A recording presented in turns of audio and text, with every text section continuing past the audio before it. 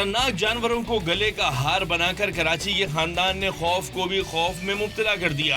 खौफनाक अजहा एक भाई की बाहों का हार बन जाता है तो दहशत की अलामत मगरमच्छ के बच्चे घर के फर्द की तरह अटकलियां करते फिरते हैं। बिल्कुल हमारी फैमिली मेम्बर्स की तरह है और पहले हमारे पास थोड़े से थे और अब जो हम लोगों ने बढ़ा लिया है और इनका हम लोग बहुत ख्याल रखते हैं, बहुत ज़्यादा ख्याल रखते हैं और बिल्कुल भी कुछ नहीं करते। ये है इंडियन रॉक पाइथन और बाकी भी हमारे पास हैं, बर्मीज़ हैं, वाइल्ड टाइप है, सारे हमारे पास हैं। सांप को तो देखकर ही पसीने छूट जाते हैं, मगर ये नौजवान तो सांपों को प्यार करने से भी नहीं घबराते। ये हमारा शौक़ है और हम लोग इनको रेट्स वगैरह खिलाते हैं और हम लोग अपनी फैमिली से ज़्यादा जो है स्नैक्स को टाइम देते हैं। सांप, अजदहे और मगरमच्छ पालने का खतरनाक शौक रखने वाले नौजवान इन जंगली हयात को तहफ़्फ़ुज़ फराहम करने के हवाले से हर मुमकिन सतह पर अपना किरदार अदा कर रहे हैं और इन खतरनाक सांपों को इंसान दोस्त बनाने की भी कोशिशें जारी हैं।